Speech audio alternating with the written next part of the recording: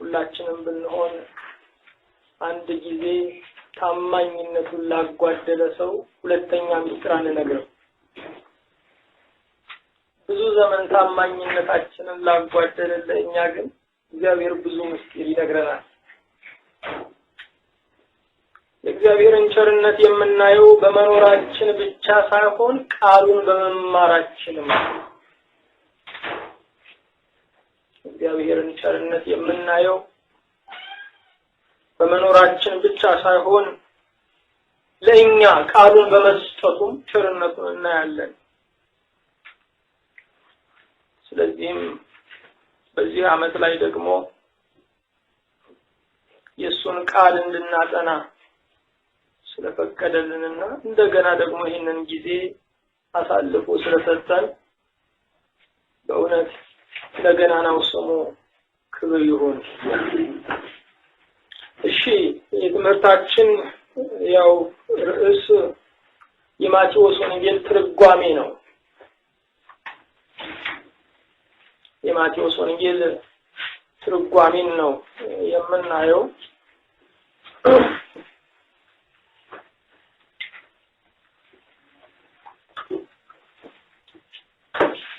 ወደ ትምህርቱ ከመግባታችን በፊት ምስጢር የሚገልጠው እግዚአብሔር ምስጢሩን እንዲገልጽልን እንጸልያለን።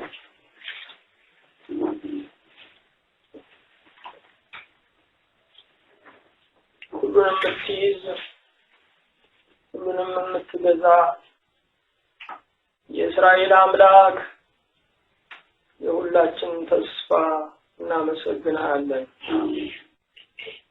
አይተናል በኑሯችን፣ አይተናል በእርምጃችን፣ አይተናል በሐዘናችን፣ አይተናል በጉድለታችን፣ አይተናል በጨላለሙብን ቀኖች። እግዚአብሔር የዘመናት አምላክ ሆይ ያጎበስክ ተስፋ እየሰጠ ለዚህ ስላደረስከን በእውነት እናመሰግናለን። እግዚአብሔር ሆይ ዛሬ ደግሞ ልትመግበን ቃልህንም ምስጢር ልትገልጥልን ስለወደድ በእውነት እናመሰግናለን። አቤቱ ሆይ ያንተን ቃል በስጋዊ ምርምርና ችሎታዬ በምንለው አእምሮአዊ መረዳት ልንደርስበት አይቻልም። ቃልህ ከሊቃውንት የተሰወረ ለሕፃናት የተገለጠ ነው ተብሏል። እባክህን በየዋህነትና በገርነት የምትነግረንን ደግሞ በሚያምን ልብ እንደ ሕፃን ተቀምጠን እንድናውቅህ እንድንረዳ ጸጋህን አብዛለን። ጌታ ሆይ የሰው መምህርነት ከንቱ ነው። አንተ ግን የሕይወት መምህር አስተምረን። አሜን። እግዚአብሔር መንፈስ ቅዱስ ሆይ ይህንን የማቴዎስን ወንጌል በአገልጋይህና በባሪያህ በሎሌህም በማቴዎስ እጅ ስትጽፍ እኛን እያየህ ነበረ። ይህችንም ቀን እያየህ ነበረ። እባክህ አንተ የመጽሐፉ ደራሲ እግዚአብሔር መንፈስ ቅዱስ ሆይ ዛሬ ደግሞ ሐሳብህን ግለጽልን። ራሱን ማስፈጸም የሚችለው የቃል ትንታኔ ወደኛ ይምጣ። አሜን። በአንድ ልጅ በኢየሱስ ክርስቶስ በእርሱ ያለ ክብር ለአንተ ይገባሃል። ከእሱ ጋራ ከመንፈስ ቅዱስም ጋራ ዛሬም ዘወትርም ለዘላለሙ አሜን።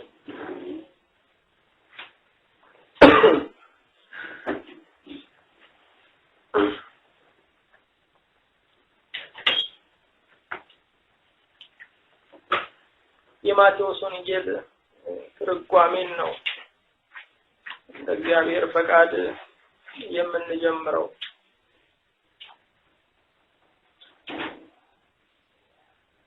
ስለ መጽሐፍ ቅዱስ ሊቃውንቶች ወይም የተለጠነ የማስተማር ጥበብ ያላቸው ሰዎች አይደሉም የሚናገሩት።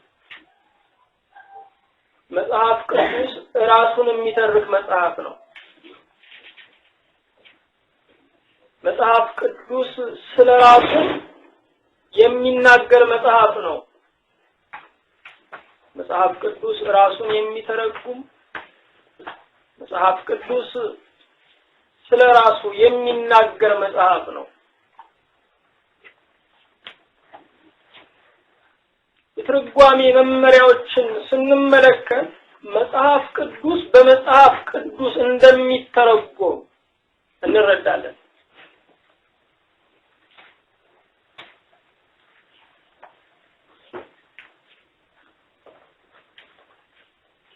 ያንዱን ጥቅስ ትንታኔ በሌላኛው ጥቅስ ትንታኔ ትርጉሙን እናገኘዋለን።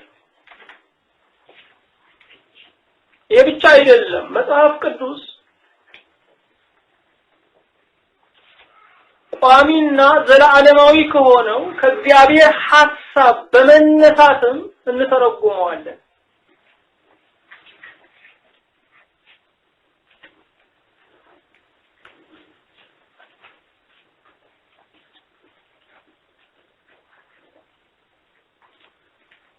አዎ መጽሐፍ ቅዱስ ስለ መጽሐፍ ቅዱስ ይናገራል። መጽሐፍ ቅዱስ ስለ መጽሐፍ ቅዱስ ሲናገር ጊዜያዊ ድርሰት ሳይሆን ዘላለማዊ ቃል እንደሆነ ይናገራል።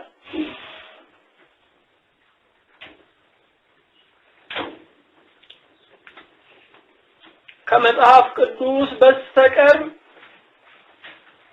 ነገን የሚያይልን መጽሐፍ በዓለም ላይ የለም።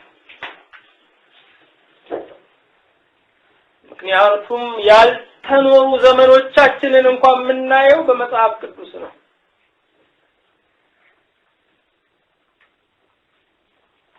ሁላችንም እንደሚገባን የ80 ዓመትን ዕውቀት ለማግኘት ግድ 80 ዓመት መኖር የለብንም። 80 ዓመት ከኖረው ሽማግሌ ጋራ በትህትና መጫወት አለብን። ከዚያ ይልቅ የሕይወት ዘመናችን ፍጻሜ ሳይቀር በመጽሐፍ ቅዱስ ተገልጿል።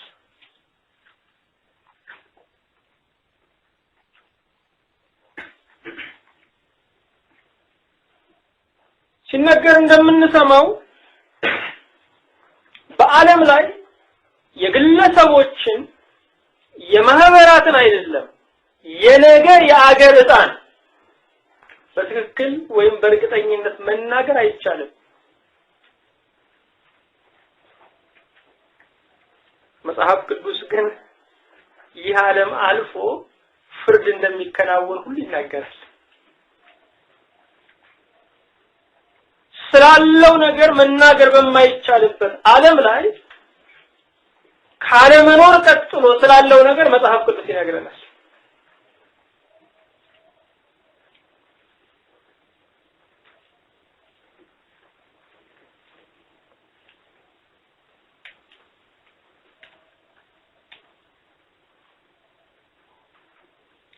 መጽሐፍ ቅዱስ ስለ እግዚአብሔር ሕልውና፣ መጽሐፍ ቅዱስ ስለ ነፍስ ሕልውና፣ መጽሐፍ ቅዱስ ከሞት በኋላ ስላለው አነዋወር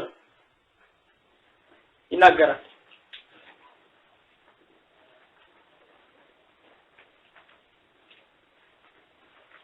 የእግዚአብሔርን ሕልውና፣ የነፍስን ሕልውና፣ ከሞት በኋላ ያለውን ሕልውና ፍልስፍና ሊነግረን አይችልም።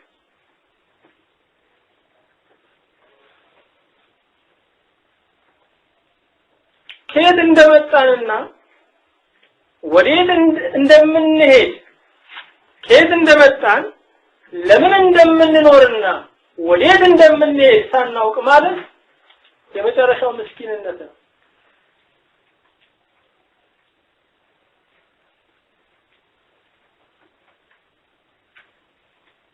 መጽሐፍ ቅዱሳችን ግን ከየት እንደመጣን፣ ለምን እንደምንኖር፣ ወዴት እንደምንሄድ ይነግረናል።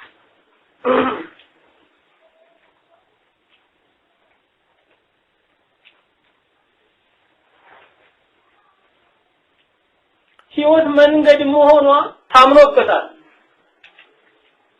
መጽሐፍ ቅዱስን ያልያዙ ሰዎች ግን ካርታ የጣሉ መንገደኞች ናቸው።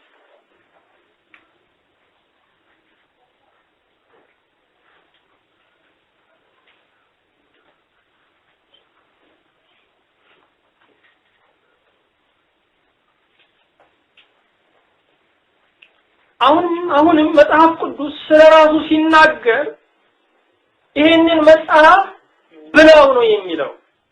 ይሄን መጽሐፍ ብላ በማለት ስለራሱ ይናገራል።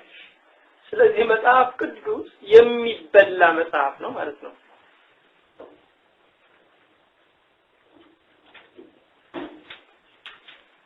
መጽሐፍ ቅዱስ የሚበላ መጽሐፍ ነው።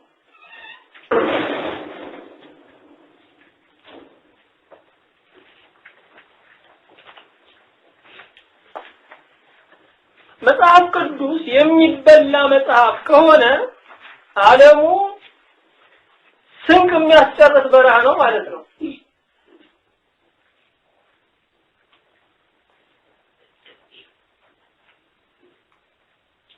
መጽሐፍ ቅዱስ የሚበላ መጽሐፍ ከሆነ ዓለሙ ስንቅ የሚያስጨርስ በረሃ ነው ማለት ነው።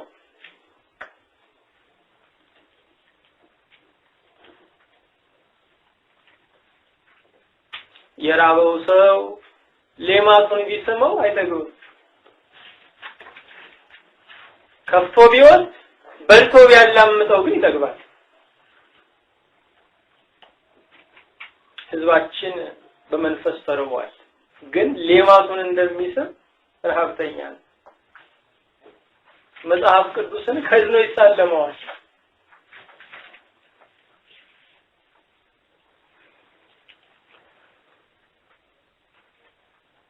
በአገራችን መጽሐፉ ተከድኖ ይሳማል እንጂ ተገልጦ አይኖርም።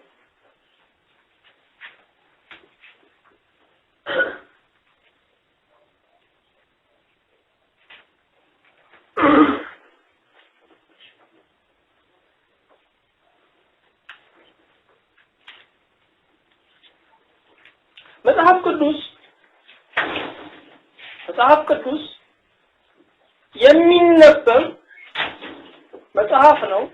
መጽሐፍ ቅዱስ የሚነበብ መጽሐፍ ነው።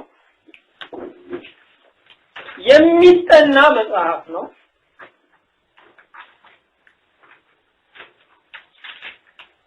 የሚመረመር መጽሐፍ ነው። ይሄ ብቻ አይደለም፣ የሚኖር መጽሐፍም ነው።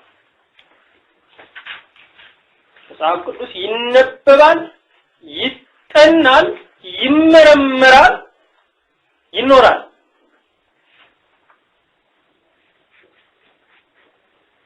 እኛ የትኛው ላይ ነው ያለነው ብለን ራሳችንን መመርመር እንችላለን። እነኚህ የማይጓደሉ መጽሐፍ ቅዱስን የምንገነዘብባቸው መርሆች ናቸው። አንዱም መጓደል የለበትም። የማይጓደሉ የመጽሐፍ ቅዱስ መርሆች ናቸው። መጠናት አለበት፣ መነበብ አለበት፣ መጠናት አለበት፣ መመርመር አለበት፣ መኖር አለበት።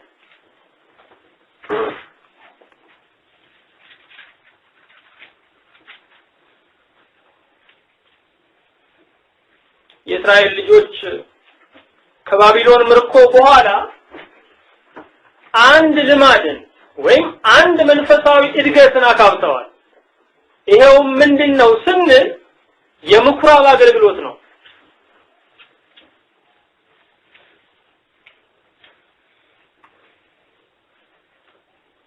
መስዋዕቱ ጥብቅ የሆኑ አምልኮቶች ኢየሩሳሌም ባለው መቅደስ በአምልኮ ማዕከል ይፈጽሙ ነበር።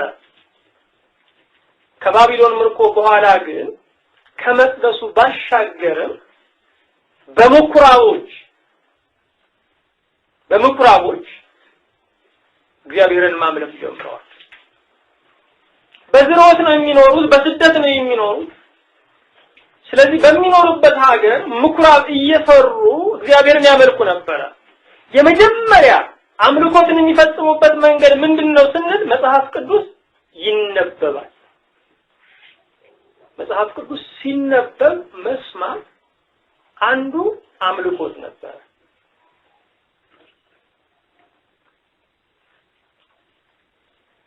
እነኚህ ልማዶች ዛሬም በኢትዮጵያ ቤተክርስቲያን ውስጥ አሉ። ይነበባል። መጽሐፍ ቅዱስ የሚነበብ መጽሐፍ በመሆኑ ይነበባል። ይሄ ተገቢ ነገር ነው። መነበብ አለበት። ምዕመናንም መስማት አለባቸው። ስለዚህ መጽሐፍ ቅዱስን ማንበብ በራሱ ከአምልኮ መንገዶች አንዱ ነው። አንድ ሰው ሲያዳምጣችሁ የመጀመሪያው ለእናንተ ፍቅር ተገዝቷል ማለት ነው። እግዚአብሔር ሲናገር ለመስማት ከፈቀድን ተገዝተናል ማለት ነው። አምልኮ መገዛት ነው።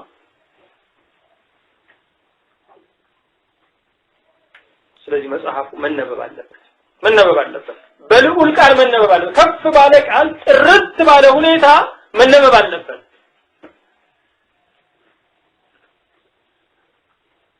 የጌታችን የኢየሱስ ክርስቶስ ወንጌል ቅዱስ ማቴዎስ እንደጻፈው ምዕራፍ 1 የዳዊት ልጅ የአብርሃም ልጅ የኢየሱስ ክርስቶስ የትውልድ መጽሐፍ እየተባለ መነበብ አለበት። ምዕመናንም ማድመጥ አለባቸው። መጽሐፍ ቅዱስ ግን የሚነበብ መጽሐፍ ብቻ አይደለም፣ የሚጠና ነው።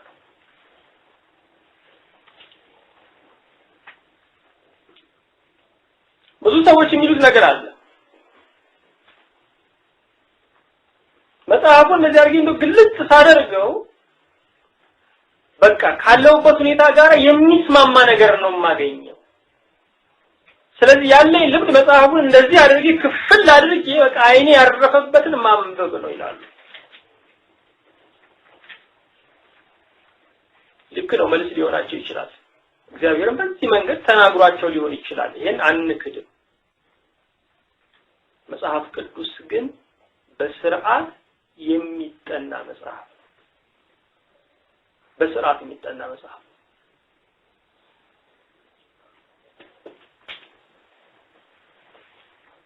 አንድ ሰው ከተናገረን በኋላ ፈቃዳችንን ለመስጠት የምናደርገው ነገር ምንድነው ስንል ያለውን ነገር እናስተላልፋለን። እግዚአብሔር ሲናገረን ወይ ስናነብ ቀጥሎ ፈቃዳችንን ለእሱ ለመስጠት ማሰላሰል አለብን። ለምን ስንል ሳይገባን የምናደርገው ነገር ሁሉ በእግዚአብሔር መንግስት ከበረከት አይቆጠርም። ሳይገባን የምናደርገው ነገር ሁሉ በእግዚአብሔር መንግስት ከበረከት አይቆጠርም። ስለዚህ አድራጎታችን ዕውቀት ያስፈልገዋል።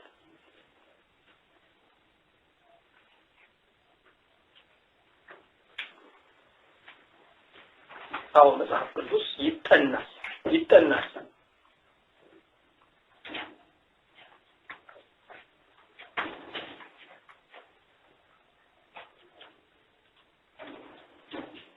ሶስተኛው መጽሐፍ ቅዱስ ይመረመራል። ይመረመራል የሚለው ቃል እውነትና ሐሰት ይፈተሻል ማለታችን አይደለም። ምክንያቱም ለኛ እውነተኛነታችን እንኳን ማረጋገጫው መጽሐፍ ቅዱስ ነው።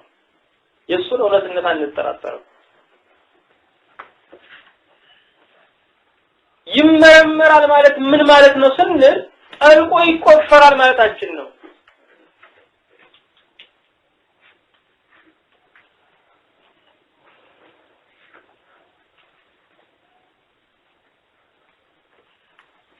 የከበሩ ማዕድናትን የምናገኘው ወደታች በቆፈረን መጠን ነው። በጠለቅን መጠን ነው የከበሩ ማዕድናትን የምናገኘው። ብዙ ክርስቲያኖች ሀብት ያላቸው ድሃዎች ናቸው። ለምን ስንል ጠልቀው አይቆፍሩም።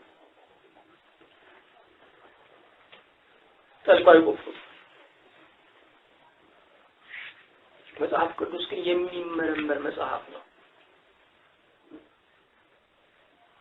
ይሄ ብቻ አይደለም፣ መጽሐፍ ቅዱስ የሚኖር መጽሐፍ ነው። ብዙ ሰዎች መጽሐፍ ቅዱስን ያነባሉ። እንደውም ሲናገሩ እኔ ከዘፍጥረት ጀምሮ እስከ ራዕይ ድረስ ቢያንስ 3 ጊዜ ዘልቄዋለሁ ይላሉ። ለአጠቃላይ ግንዛቤ መጽሐፍ ቅዱስ የሚያነቡ ሰዎች አሉ። መጽሐፍ ቅዱስ ግን አላውቅም የሚለውን ጥያቄ ለማለፍ የሚነበብ አይደለም። የህይወት ውሳኔን ለመወሰን የሚነበብ መጽሐፍ ነው። እግዚአብሔር ይመስገን።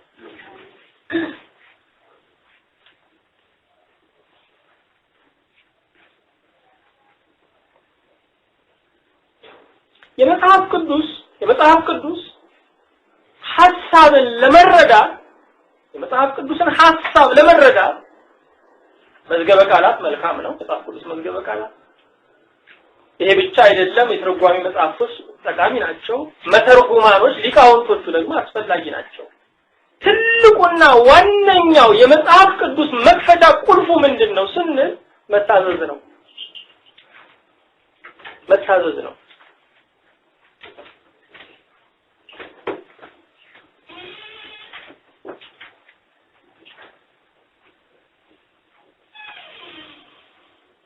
ምክንያቱም እግዚአብሔር ቃሉን የሰጠን እንድናደንቅለት ሳይሆን እንድንታዘዘው ነው። እግዚአብሔር ቃሉን የሰጠን እንድናደንቅለት ሳይሆን እንድንታዘዘው ነው። ስለዚህ ቃሉ የተሰጠበት አብይ ዓላማ መታዘዝ ከሆነ መጽሐፍ ቅዱስ የሚገባን ስንታዘዝ ነው ማለት ነው። ወደ መጽሐፍ ቅዱስ ጥልቅ እውነት ወደ መጽሐፍ ቅዱስ ጥልቅ ሐሳብ የምንገባው በመታዘዝ ነው።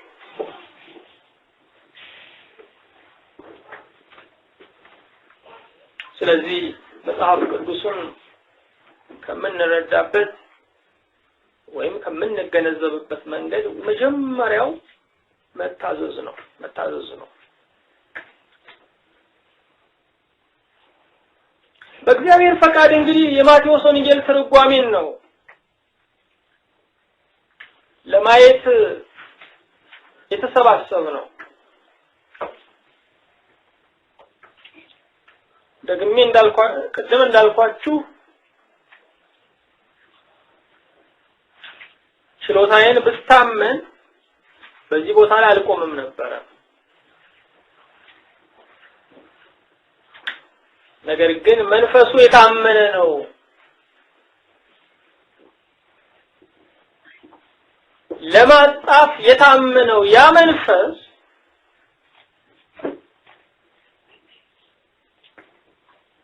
ለማጣፍ የታመነው ያ መንፈስ ለመተርጎምም ደግሞ የታመነ ነው የሚለውን በማመን ነው።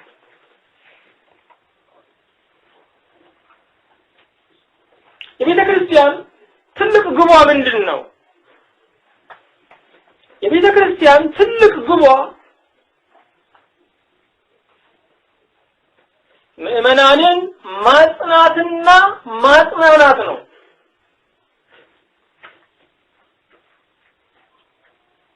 ምእመናንን ማጽናትና ማጽናናት ነው።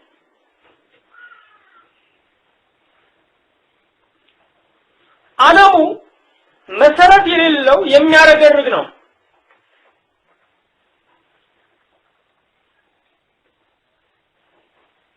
በዚህ በሚያረገርገው ዓለም ላይ ሰው የሚጸናው በዘላለም ሕይወት ተስፋ ነው።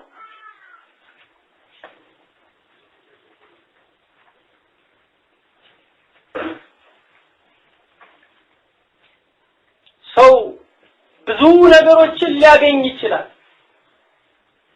የዘላለም ሕይወቱ ግን ጥያቄ ውስጥ ከሆነ ስጋው ይኮራም፣ ነፍሱ ተደልላ አታድርም።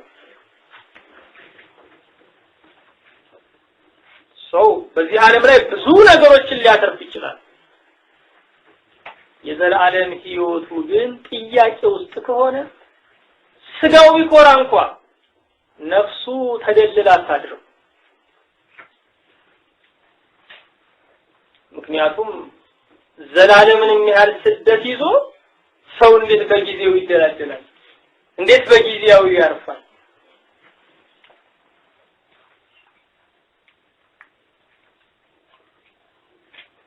ስለዚህ ሰው ለመጽናት መዳኑን መስማት አለበት።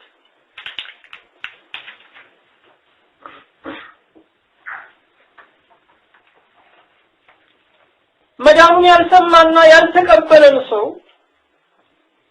በህማሙ ሁሉ መዳንን ካልነገር ነው ማስታገሻ እንጂ መፈወሻ ያልሰጠነው።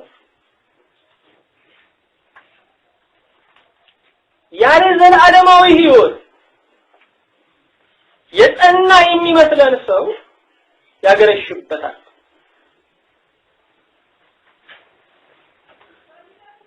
ማደንዘዣው ከውስጡ ሲያልቅ ሰውየው ህመም እንደሚሰማው ዘላለማዊ ሕይወት ያልቀደመበት የዘላለም ሕይወት ተስፋ ያልቀደመበት ማንኛውም የማጽናኛ ቃል ማደንዘዣ እንጂ መፈወሻ አይደለም።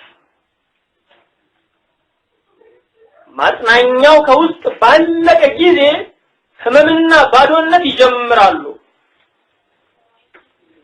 ስለዚህ ያለ ዘላለማዊ ሕይወት ተስፋ ሰውን እንደልለዋለን እንጂ እውነት አናስጨብጠው። ስለዚህ የቤተ ክርስቲያን ምእመናኖቿን በአለት ላይ የምትመሰርተው በምንድነው ስንል በመዳን ቃል ነው። እነኚህ በመዳን ቃል የጸኑ ክርስቲያኖች ወይም አማንያን የመንፈስ ስብራት ባለበት ዓለም ላይ ነው የሚኖሩት። ይልቁንም ቃሉ ስለ አንተ በየቀኑ እንገደላለን ይላል። በየቀኑ ከሞት የማይተናነስ ነቀፋና ስደት በአማንያን ላይ ይደርሳል። ስለዚህ ያቺ ያጸናች ቤተክርስቲያን እንደገና ማጽናናት አለባት።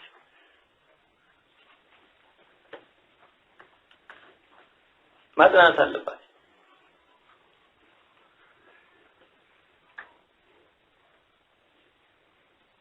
እነኛ የሥጋ ወዳጆች ለጉድለት ሁሉ ስጋዊ ነገር ይሰጣሉ። የስነ ልቦናና የፍልስፍና አዋቂዎች ደግሞ ለነፍስ የሚሆን ዕውቀት ይሰጣሉ። በዓለም ላይ ግን የመንፈስን ስብራት የሚጠግን ምንም ነገር የለም። የእግዚአብሔር እጅ ካልሆነ በስተቀር ወደ መንፈስ የሚደርስ ክንድ የለም።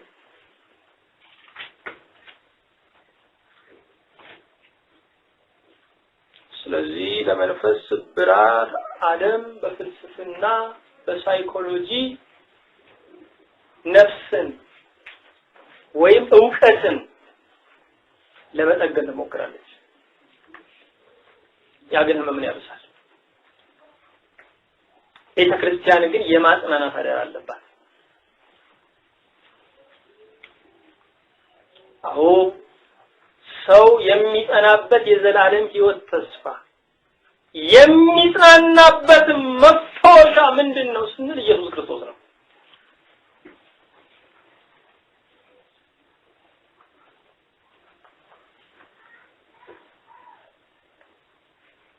ማቴዎስ ስለ ኢየሱስ ክርስቶስ ነው የጻፈው። ምዕመናን እንዲጸኑና እንዲጽናኑ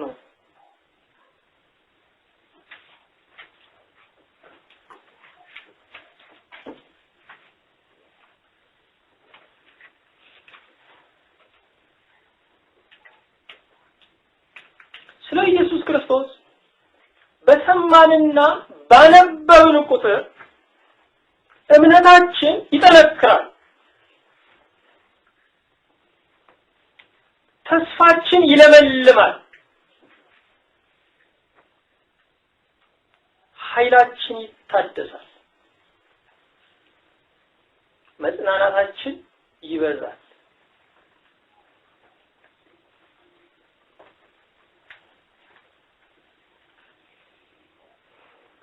ልባችንን ያወፈርንባቸው ተራራዎች ሲሰወሩብን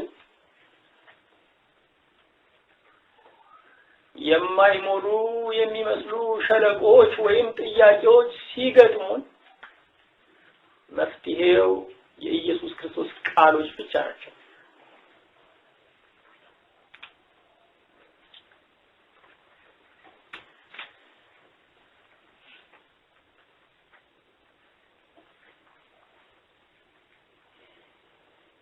ማዕበል ለሚያንገላታት ነፍስ ኢየሱስ ክርስቶስ የነፍስ መልህቅ ነው። የጸጥታው ወደብ እሱ ነው። እርሱ በህልውናው፣ እርሱ በማንነቱ፣ እርሱ በቃሉ ይሰራል።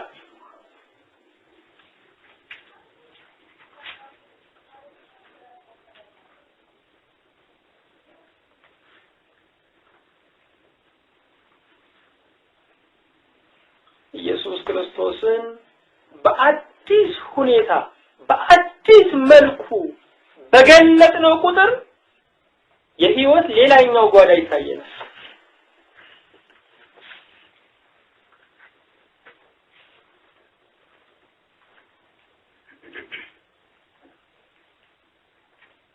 ያንን ውበቱን አይተን ችግራችንን ረስተን ስግደት ለችግሬ ሳይሆን ስግደት ለጌታዬ ብለን ሰግደን ደግሞ ቀና ስንል ኢየሱስ ክርስቶስ ሌላ ድንቅ ይሆናል። እንደዚህ እያለ ዘላለም ይዘባል።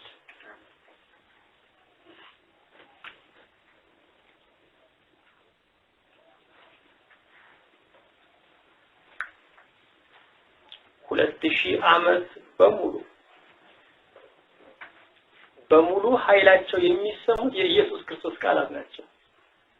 በሙሉ ኃይላቸው ያን ጊዜ ሲነገሩበት በነበረው ሙቀት ዛሬም የሚናገሩ የኢየሱስ ክርስቶስ ቃላት ናቸው።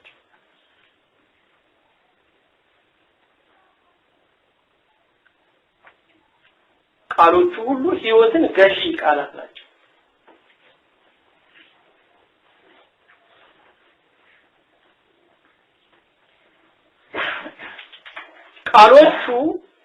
ቃሎቹ ወደማይዳሰሰው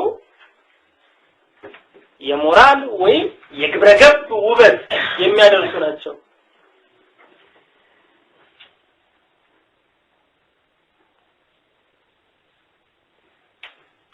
የኢየሱስ ክርስቶስ ቃሎች ለእያንዳንዱ አማኒ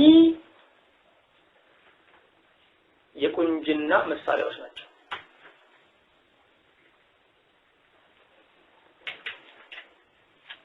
ቃሎቹን ስታዩ ውበት ከሚዳሰሰውና ከሚታየው በላይ እንደሆነ ይገባቸዋል።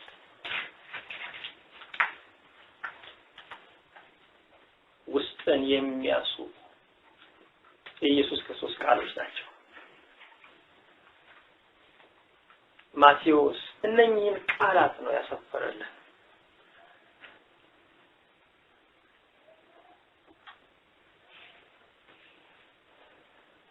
ማቴዎስ እነኚህን ቃላት ያሰፈረልን። ኢየሱስ ክርስቶስ አንዳንድ ጊዜ አስቦ የተናገራቸው ቃሎቹን፣ አንዳንድ ጊዜ ደግሞ ወዳጆቹ ጠይቀውት ነው፣ አንዳንድ ጊዜም ደግሞ ባላጋራዎቹ ጠይቀውት የተናገረው።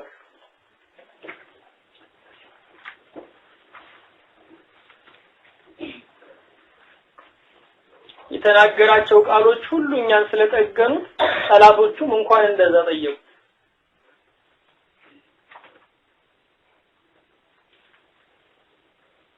በውኑ ለቄሳር ግብር መክፈል ተፈቅዷልን አሉት ሊፈትኑት። ሳንቲሙን ስጡኝ አላቸው።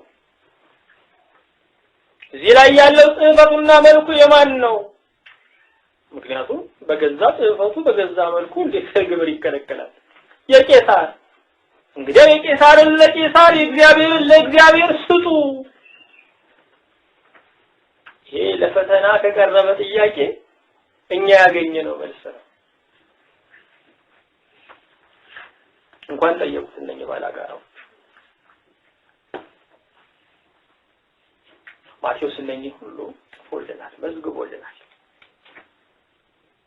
የወንጌላቱን ባህሪ ስታዩት ሰላምታም አይሰጡ፣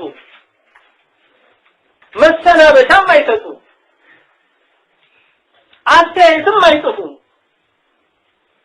ኢየሱስ ክርስቶስ የተናገረውን ቃልና የረገጠውን አፈር ጭምር እሱን ለመግለጥ ነው የሚተውት።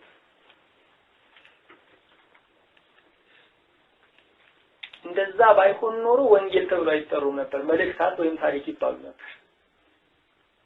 ያለ ምንም ማስተያየት ኢየሱስ የተናገረውን ቃል በሙሉ ስለሚያንጸባርቁ ወንጌል ተባሉ።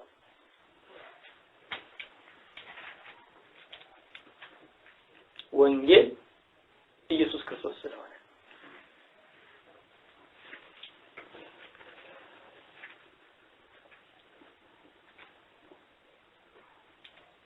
ማቴዎስ ኢየሱስ ክርስቶስ የተናገራቸውን ቃላት ብቻ አይደለም፣ ስለ ኢየሱስ ክርስቶስ የተነገሩትን የብሉይ ኪዳን ቃሎችን ጭምር እጅግ ብዙ ጊዜ ጠቅሷል።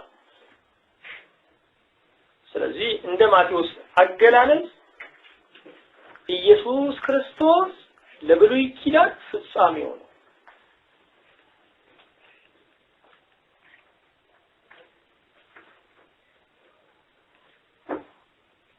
ማቴዎስ እንደ ሐዋርያነቱ የድልድይ ሥራ እየሰራ ነው። ወደ ክርስቶስ ተሻገሩ።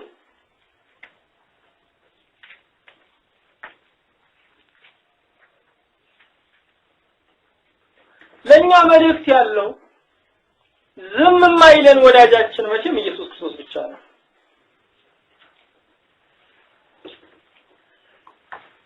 ወገኖች እርሱ እየደለለን ወዳጅነታችንን መጠበቅ አይፈልግም።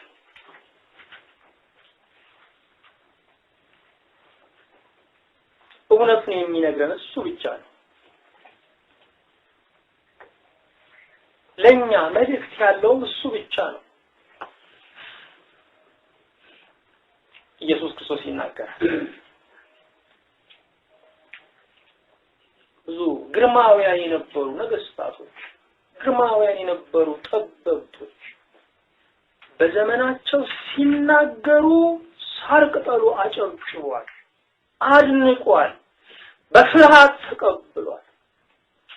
ዛሬ ግን ከሞታቸው ጋር ቃላቸው ቀዝቅዟል። እንደው ይቅርታ አድርጉልኝ፣ እኛ የደረስንበትን ነው መቼም የምንናገረው። ጓድ መንግስቱ ኃይለማርያም ንግግር በሚያደርጉበት ቀን ሁሉም ሰው ያምጥ ነበር፣ ይንቀጠቀጥ ነበር። ዛሬ ደግሞ ስንሰማ ያስቀናል። አንዳንድ ነገር የፈራን እኛ እንመስለን፣ ያን ጊዜ ስንሰማው የደነገጥን ይገርመናል። አዎ የግርማውያን ሁሉ ንግግራቸው ከሞታቸው ጋር ቀዝቅዟል። ተጽፎም ቃሉ የጋለው ኢየሱስ ብቻ ነው።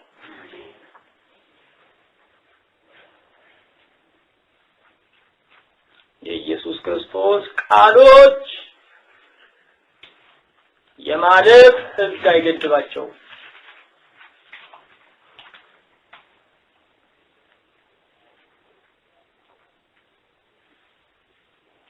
ማቴዎስ ይሄንን አስረግጦ ነግሮናል። ሰማይና ምድር ያልፋል ቃሌ ግን አያልፍም።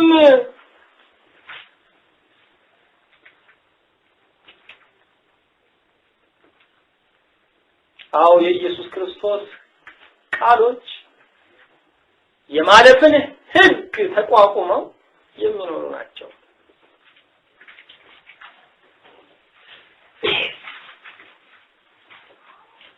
እነዚያ ግርማውያን ሰዎች በቅኔ በልዩ ህብር የነገሩን ንግግር እኛ ለነሱ ማድረግ ያለብን ነው። ኢየሱስ ክርስቶስ ግን የነገረን እርሱ ለኛ ያደረገልን ነው።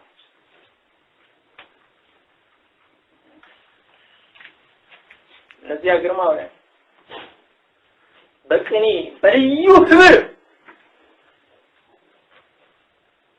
የተናገሩን እኛ ለነርሱ ማድረግና መሆን ያለብን ነገር ነው።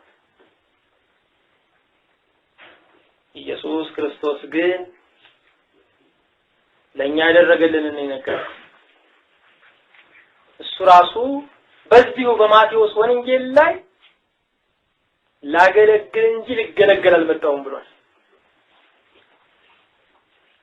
ስለዚህ የኖረው እንደ ጌታ ሳይሆን እንደ ሎሌ ነው።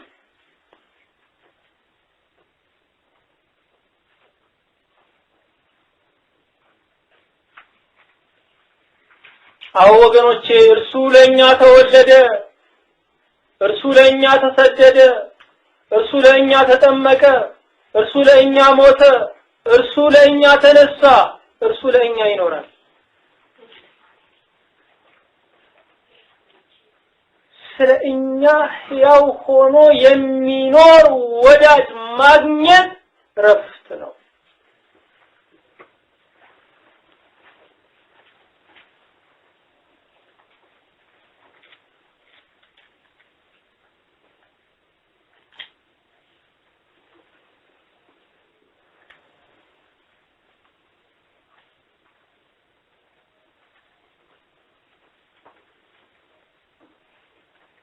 የብዙዎቻችን ለቅሶ ሰው የለኝም የሚል ነው።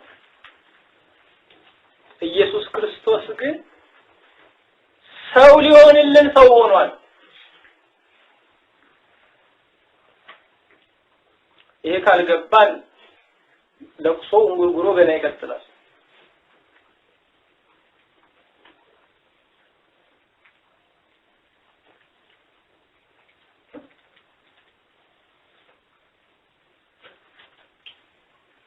በሕይወታችን ከሚገጥሙን ነገሮች አንዱ መጽሐፋችን ውስጥ ብር ማስቀመጣችን ረስተን ብድር መሄዳችን። እኔ ብዙ ጊዜ ተበድሬ ስመለስ ለካ እዛው ውስጥ የተቀመጠ ነበር። አዎ የተቀመጠልን እረፍት አለ። እሱን እየረሳን ግን ብድር እንሄዳለን። ብዙ ጊዜ አናገኝም።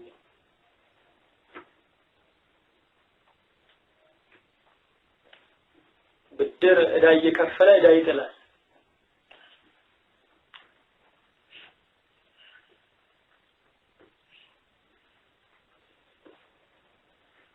ኢየሱስ ክርስቶስ በእርግጥም ለእኛ ሰው ሊሆንልን ሰው ሆኗል።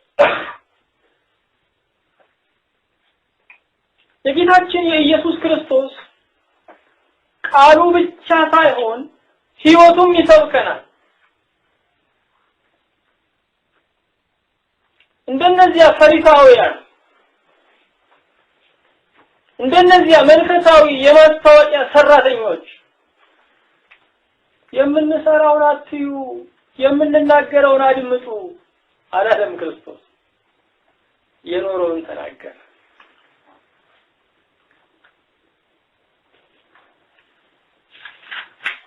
ስለዚህ የሱ ቃሉ ብቻ ሳይሆን ህይወቱን ይሰብከናል።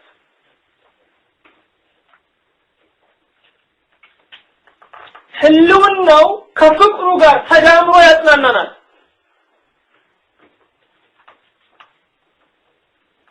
ለእግዚአብሔር ከተነገሩ ቃሎች አስደናቂው ያለና የሚኖር የሚለው ነው። ዓለም ከተፈጠረ ጀምሮ ያሉ ቋጥኞች አሉ፣ ግን የሚኖሩ አይደሉም። እግዚአብሔር ግን ያለ ብቻ ሳይሆን የሚኖርም ነው። ዘመድ አለኝ፣ ጓደኛ አለኝ እንላለን። ቅር የሚለን ምንድነው? ህልውናቸው ከፍቅር ጋር አልተደመረልንም። ኢየሱስ ክርስቶስ ግን ህልውናው ከፍቅር ጋር ተደምሮ ያጠግበናል፣ ያጽናናናል።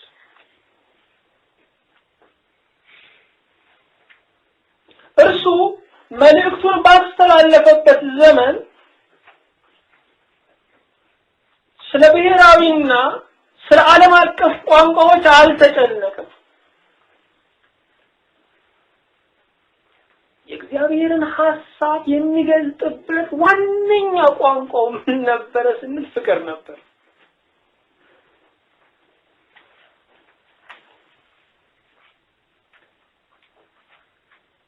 ፍቅር ከቋንቋዎች በላይ ነው። ፍቅር ራሱ ቋንቋ ነው።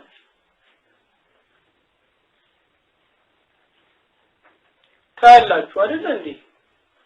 ያን የገጠሩን ሰው ያገራችን ያን የገጠሩን ሰው ፈረንጁ ሲያጎርሰው ሁለቱም ደግሞ ይስቃሉ ተግባብተው ያለ ቋንቋ በፍቅር ቋንቋ ከአካባቢው ካለው ከጭቃሹሙ ጋር ቆይስማማ ረሃቡን ከሚያውቅለትና ከሚያጎርሰው ጋር ሲሳሳቁና ያለን ብዙ ጊዜ ፍቅር ድንበርን የሚዘል ቋንቋ ትውልድን የሚሻገር ቋንቋ ኢየሱስ ክርስቶስ የተናገረበት ቋንቋው ፍቅር ነው።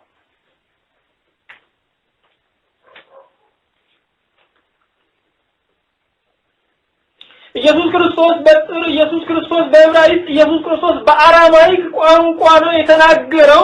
ስለዚህ ያንን ቋንቋ አግኝተን ዛሬ መናገር ብንችል እንኳን ፍቅር ከሌለን የሱ ቃሎች አይገቡንም።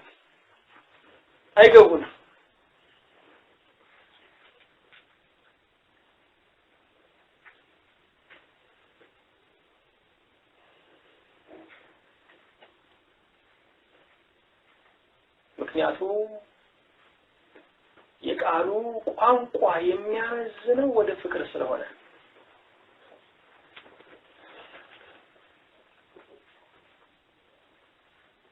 የእንሳስብ ወገኖች ደስታ ይሰማኛል።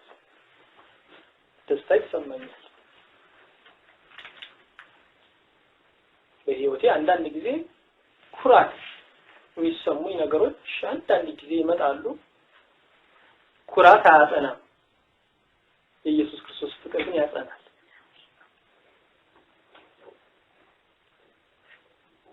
ኩራት ልብን ይነፋል። ኩራት ግን ልብን አይገዛም። ልብን የሚገዛ የኢየሱስ ክርስቶስ ፍቅር ብቻ ነው።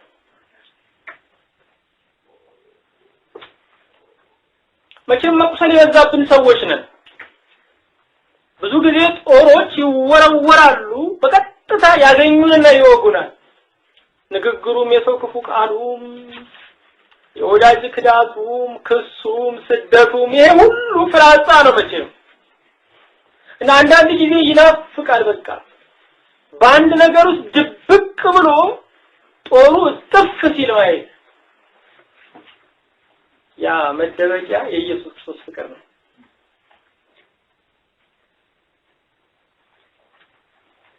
አው ፍቅሩ ሲገባን በፍቅሩ ውስጥ ነው የምንሆነው። በቃ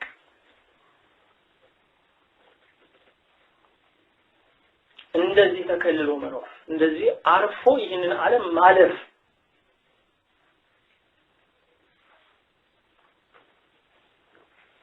ይህንን የሚያድለን የኢየሱስ ክርስቶስ ፍቅር ነው።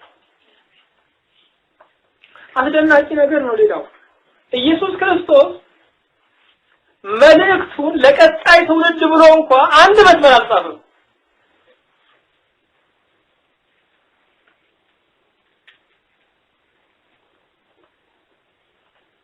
እሱ የተጋው ሰው ልብ ላይ ለመጻፍ ነው። ልባቸው ላይ በትክክል ስለጻፈ እነ ማቴዎስ ለኛ ጻፉልን።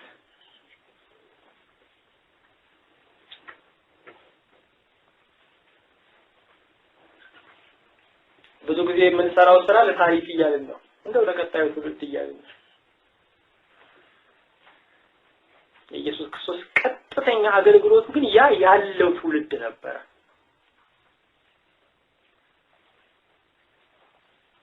የብዙዎቻችንም አገልግሎታችን በአሁን ትውልድ ሬሳ ላይ የቀጣዩን ትውልድ ህይወት ነው ማየት የምንፈልገው።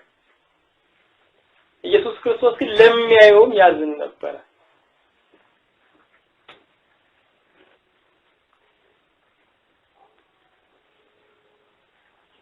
አው ወገኖቼ እርሱ ለጆሮ ወይም ለአእምሮ ሳይሆን ለልብ ይናገራል።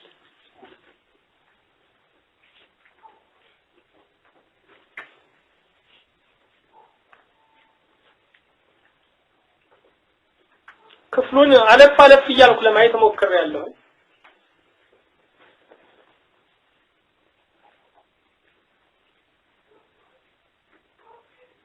ስለ ኢየሱስ ክርስቶስ ግን በሙሉነት ለመግለጽ አይቻልም። ስለ ኢየሱስ ክርስቶስ በሙሉነት ለመግለጽ መነሳት የሚያምረውን ቀስተ ደመና ሳብ አድርጎ ጨርቅ ላይ ለማተም እንደመሞከር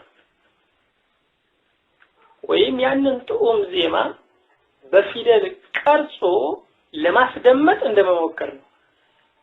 ግን አይቻልም። ስለ ኢየሱስ ክርስቶስ በሙሉነት ለመተረክ አይቻልም።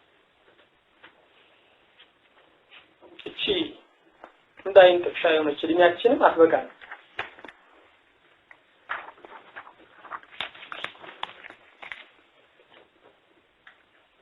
አሁንም ክፍሉን ስንመለከተው የምናየው ሌላ ነገር አለ። እርሱ ባደረገልን አድራጎት ፊት የኛ አድራጎት ምንም ነው።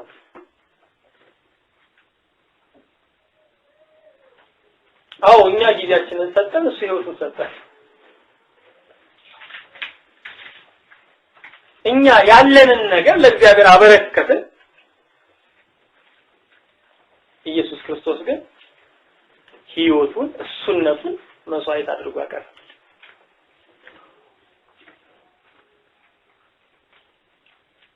በትልቅነቱ ፊትም የኛ እሴት ምንም ነው። ዝናችን ሊሆን ይችላል፣ ትልቅነታችን ሊሆን ይችላል፣ ምሁርነታችን ሊሆን ይችላል።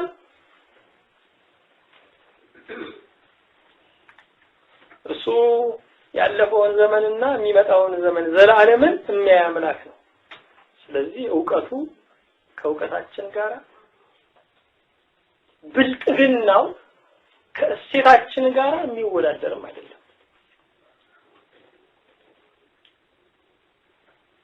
በአገልግሎቱ ፊት አገልግሎታችን የሚጠራም አይደለም።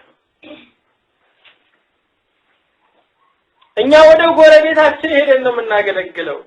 ኢየሱስ ክርስቶስ ግን ከሰማይ ወደ ምድር ወርዶ ያገለግላል።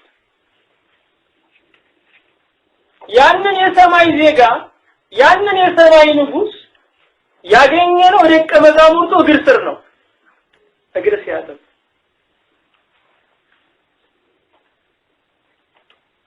እሱን ለማጠብ እንኳን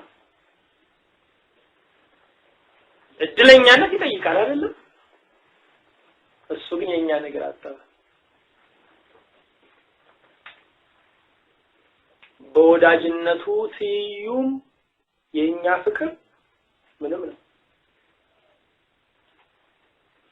ቢሆንም ወገኖች ፍቅር አብዝቶ ይቀበላል፣ ትንሹን አብዝቶ ይቀበላል።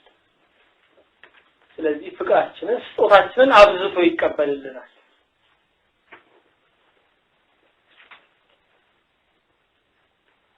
ወላጆች እነሱ ሰጥተው ብዙ ሰጥተው ትንሹን ቆንጥሮ ህፃኑ ልጅ በትንሹ እጅ ሲሰጥ ደስ ስለሚላቸው የነሱም አይመስላቸው። ፍቅር የኔ አይልምና ኢየሱስ ክርስቶስ የራሱን ነገር ሰጥቶን የራሱን ህይወት የራሱን እድሜ የራሱን ጸጋ ሰጥቶን እንደገና ስንሰጠው ደስ እያለው ይቀበላል። ይሄ ፍቅር ባህሪው ነው። ወገኖቼ የእርሱን አባትነት እንድንረዳ እኛን ወላጆች እያደረገ በትንሹ እያሳመመን እኮ ነው። ህመሙ ከባድ ነው። በፍቅር ባይሆን ኖሮ ኪኒንም አይፈውሰው። ልክ እሱ እንደዚህ ነው የሚሆነው። እንግዲህ ቅመሱልኝ ይዩልኝ በትንሹ እያለን ነው። ቢሆንም አሁንም ቁልቁል ነው እንጂ የምናየው ቀና ብለን የሱን ፍቅር ማየት አልቻለም።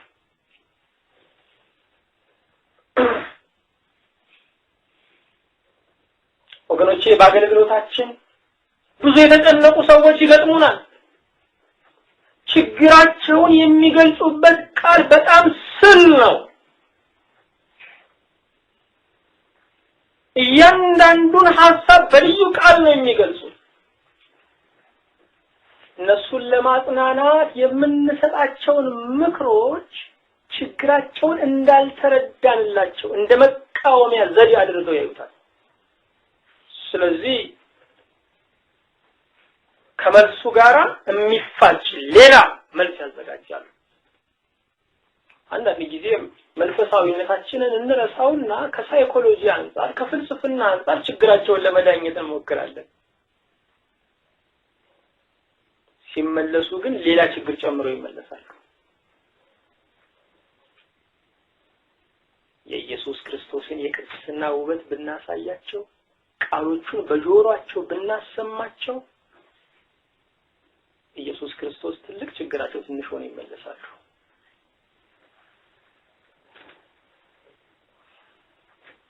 በራሳቸው አቅጣጫ ህይወትን አዩ፣ ጨለመባቸው። ክርስቶስ ከቆመበት ስፍራ ሆነው ህይወትን እንዲያዩ ብንነግራቸው እይታቸው ይለወጥ ነበር። ያገለገልንም ገና እየዳከርን ያለነው መልሱ ኢየሱስ ክርስቶስ ብቻ ነው። የስብከት ሞኝነት ኢየሱስ ክርስቶስ ብቻ ነው መልሱ። ዘመናዊነት እየመሰለን እሱን ሽሽግ አድርገን ብዙ ነገሮችን አውርተናል። ግን ያ የስብከት ሞኝነት ኢየሱስ ነው የሚያስናናው። የኢየሱስ ክርስቶስ ቃላት የሚመረመሩና የሚመረምሩ ናቸው።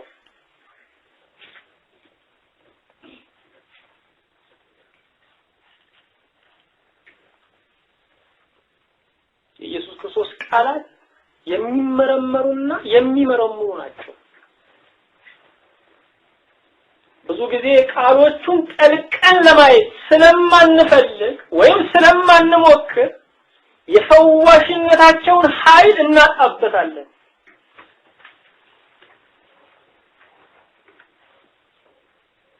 ቃሉ ይመረምራል። ከቃሉ አንፃር ብዙ አብያተ ክርስቲያናትን ዛሬ ብንመረምር ወድቀዋል። ከመሰረታቸው ስተዋል። ዛሬ ኢየሱስ ክርስቶስ በስጋ ቢመጣ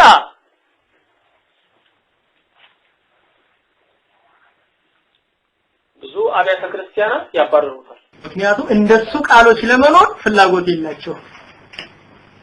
አይሁድ ከምኩራብ ቢያባረሩት ደንቆን ነበረ። ዛሬ ግን ከገዛ ቤተክርስቲያኑ እየተባረረ ነው። አዎ የልክነት መለኪያው ኢየሱስ ክርስቶስ ነው። እሱ የፍቅር የፍትህ የእውነት ሚዛን ነው። እኔነታችን የተመሰረተው እኔ ብሎ በተናገረበት ቃል ላይ ነው። ቃሎቹም እንደገና ይፈጥሩናል። እሱን ቃሎች ነፋስ ወስዶ አያስቀራቸው። ብረት ላይ እንደተቀረጹ ፊደሎች ትውልድ ውስጥ እየተፋለሱ እድሜ ይቀጥላሉ። ብርለ እግዚአብሔር ይሁን። ዓለም ላይ ችግሮች እየተባባሱ ነው ያሉት። ሰብአዊ መፍትሄዎችም በየጊዜው ይቀርባሉ። አዋቂዎቹ ጥናት ያቀርባሉ፣ ስብሰባዎቹ ብዙ ይወያያሉ፣ ብዙ በጀቶች ይመደባሉ። ችግሮች ግን እየባሱ እንጂ እየቀለሉ አይደለም ያሉት። ለምን ስንል ሰብአዊው መፍትሄ ሁሉ የችግርን ወራጁን ለመገደብ ስለሚሞክር ሞልቶ እየፈሰሰ ነው። ታዲያ ምንጩን የሚደፍነው ማን ይሆን? የችግሩ ምንጭ የዓለም፣ የቤተ ክርስቲያን፣ የግለሰቦች የችግሩ ምንጭ ኢየሱስ ክርስቶስን አለማወቅና የእርሱን ቃሎች አለመፈጸም ነው። እዚህ መፍትሄው ኢየሱስ ክርስቶስ ብቻ ነው። ወገኖቼ ኢየሱስ ክርስቶስ ለሁሉም ሰው ያስፈልጋል። ኢየሱስ ክርስቶስ ለሁሉም ሰው ያስፈልጋል። ኢየሱስ ክርስቶስን በቃኝ የሚያሰኝ ስልጣኔ የለም። ኢየሱስ ክርስቶስን በቃኝ የሚያሰኝ ብልጥግና የለም። እሱ ለሁሉም ያስፈልጋል። የዛሬ 2000 ዓመት በአደባባይ ቆሞ ሲናገር ቃሎቹን ያልተረዱና ያልተቀበሉ ወገኖች ነበሩ። 2000 ዓመት ተሻግሮ ዛሬም ቃሎቹ የማይገባቸውና መቀበል የማይፈልጉ ሰዎች አሉ። ተመልሰልጡ ነው። አዎ ዘመናዊነት ኢየሱስን አይረዳው፣ እምነት ነው የሚረዳው። አዎ ወገኖቼ ኢየሱስ ክርስቶስ አሰሳ ባደረጉን ቁጥር ቤተክርስቲያን በመንፈስ ቅዱስ ትነቃቃለች። እያንዳንዳችንም በደስታ ኃይል መሞላት እንጀምራለን። እርሱ ቃሎች ስለ ቁሳዊ ዕውቀት ወይም ስለ ቴክኖሎጂ የሚናገሩ አይደሉም። እሱ የህይወት ፈጣሪ፣ ስለ ህይወት የሚናገር የህይወት መምህር ነው። መምህር ህይወት ነው። ማቴዎስ የሱን ቃሎች ዘግቦልናል። ኢየሱስ ክርስቶስ በተራራ ላይ የተናገራቸው የተራራውን ስብከት በሙሉነት የዘገበልን ማቴዎስ ነው። ኢየሱስ ክርስቶስ እነኚህን ቃሎች በተራራ ላይ የተናገራቸው የቃሎቹ ምንነት ስለ ከፍታው ህይወት የሚናገሩ ናቸው። ከፍ ስላለው ህይወት እግዚአብሔር ስላሰበልን አነዋወር የሚናገሩ ናቸው። ማቴዎስ ይህን በሙሉነት የዘገበልን የት እንደመጡ ወዴት እንደሚሄዱ ለማያውቁ ሰዎች ታራው ስብከቶች የመኖርን ዓላማ አስረጅ ናቸው። ወገኖቼ የዛሬውን ትምህርት ለመፈጸም አንድ ነገር ልብ ማለት አለብን። ኢየሱስ ክርስቶስ ፈላስፋ አልነበረም። ደግ ሰው ብቻ አልነበረም። በታሪኩ ውስጥ እንደነበረ እሙን ነው ብሎ መቀበልም አይበቃም። ማቴዎስ እንደሚነግረን እምነትን ሙሉ የሚያደርገው የክርስቶስን ሞቱን ትንሳኤውን መመስከር ነው። ይህ ነው የማቴዎስ ወንጌል ሲደመደም ሰማይ በምድር ስልጣን ተሰጠኝ፣ ሂዱ አሕዛብን ሁሉ በአብ በወልድ በመንፈስ ቅዱስ ስም እያጠመቃችኋቸው ያዘዝኋችሁንም ሁሉ እያስተማራችኋቸው ደቀ መዛሙርት አድርጓቸው፣ እኔ እስከ ዓለም ፍጻሜ ድረስ ከእናንተ ጋር ነኝ የሚለው እዚህ ከኢየሱስ ክርስቶስ ለመባረክና በህይወቱ ጥላ ለመኖር ሞቱን ትንሳኤውን አምነን መመስከር ይገባናል። ማቴዎስ ወንጌል ድምዳሜ ይሄ ነው። ሳምንት እንቀጥላለን። እግዚአብሔር በጸጋው ያግዘን። ብርለርስ ይሁን።